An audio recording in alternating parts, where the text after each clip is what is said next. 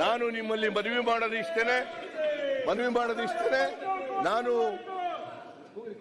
ಸಂಪೂರ್ಣ ಉತ್ತರ ಕೇಳಲಿಕ್ಕೆ ಇವರು ಅಡ್ಡಿಪಡಿಸ್ತಕ್ಕಂಥ ಪ್ರಯತ್ನವನ್ನು ಮಾಡ್ತಾ ಇದ್ದಾರೆ. ಅದಕ್ಕೋಸ್ಕರ ರಿಟರ್ನ್ ಸ್ಪೀಚ್ ಅನ್ನ ಓದ್ಬಿಡ್ತೀನಿ. ನನಗೆ ಅವಕಾಶ ಮಾಡಿಕೊಡ್ಬೇಕು. ರೆಕಾರ್ಡ್ ಕೂಡ ಮಾನ್ಯ ಅಧ್ಯಕ್ಷರೇ, ಕರ್ನಾಟಕ ಮಹರ್ಷಿ ವಾಲ್ಮೀಕಿ ಪರಿಶಿಷ್ಟ ವರ್ಗಗಳ ಅಭಿವೃದ್ಧಿ ನಿಗಮ ನೇಮಕದ ಹಗರಣ ಕುರಿತ ಮುಂದುವರೆದ ಉತ್ತರವನ್ನು ಸದನದಲ್ಲಿ ಲಿಖಿತ ರೂಪದಲ್ಲಿ ಮಂಡಿಸುತ್ತಿದ್ದೇನೆ. ಬಿಜೆಪಿಯವರ ಹುನ್ನಾರ ಇಷ್ಟೇ. ಒಂದು ಮುಖ್ಯಮಂತ್ರಿ ಹೆಸರಿಗೆ ಮಸಿ ಬಳಿಯುವುದು, ಎರಡನೆಯದು ಸರ್ಕಾರ ಪರಿಶಿಷ್ಟ ಜಾತಿ ಪಂಗಡಗಳ ವಿರುದ್ಧ ಎಂದು ಬಂಧಿಸುವುದು. ಎರಡೂ ಎಂದಾದರೂ ಸಾಧ್ಯವೇ?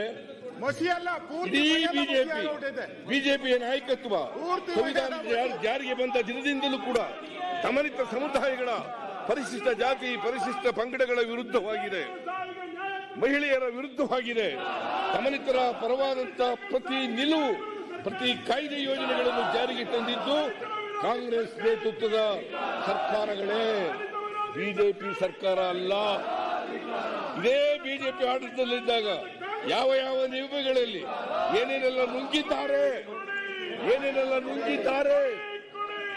ಎಂದು ಕೂಡ ಚರ್ಚೆ ನಡೆಯುತ್ತಿದೆ. ನುಂಗುವುದರಲ್ಲಿ ಕಾರಣರಾಗಿರುವ ಇವರು ಬಿಜೆಪಿಯವರು ಭ್ರಷ್ಟಾಚಾರದ ಬಗ್ಗೆ ಮಾತನಾಡಿದ್ದಾರೆ. ಅದಕ್ಕಿಂತ ದುರಂತ ಬೇರೆ ಇಲ್ಲ.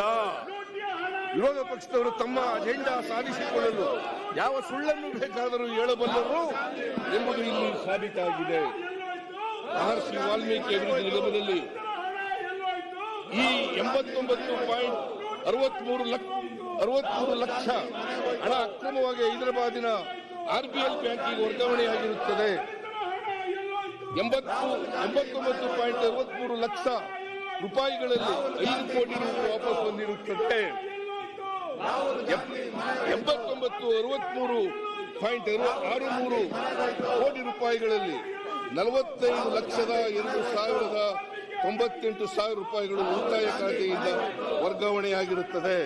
ಇನ್ನುಳಿದ 44 ಕೋಟಿ 60 ಲಕ್ಷ ರೂಪಾಯಿಗಳನ್ನು ನಿಗಮವು ಇಟ್ಟಿದ್ದ ಫಿಕ್ಸೆಡ್ ಡಿಪಾಸಿಟ್ ಮೇಲೆ ಓವರ್ ಡ್ರಾಫ್ಟ್ ತೆಗೆದಿದ್ದಾರೆ.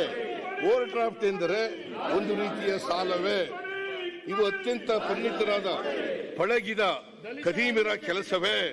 ನಿಗಮವು ದಿನಾಂಕ 30/3/2024 50 ಕೋಟಿ ರೂಪಾಯಿಗಳನ್ನು ಫಿಕ್ಸೆಡ್ ಡಿಪಾಸಿಟ್ ನಲ್ಲಿಟ್ಟಿದೆ. ಸ್ಟ್ರಿಕ್ಟ್ಲಿ ಸ್ಪೀಕಿಂಗ್, ಈ 50 ಕೋಟಿ ಫಿಕ್ಸೆಡ್ ಡಿಪಾಸಿಟ್ ನಮ್ಮ ಹೊಸದಲ್ಲಿಯೇ ಇದೆ. ಯಾಕೆಂದ್ರೆ ಅದು ಫಿಕ್ಸೆಡ್ ಡಿಪಾಸಿಟ್. ವಿರೋಧ ಪಕ್ಷದವರು ಹೇಳಿದ ಎರಡನೇ ಸುಳ್ಳು, ವಿಜಯೇಂದ್ರ ಅವರು ಹೇಳಿದಂತ ಎರಡನೇ ಸುಳ್ಳು.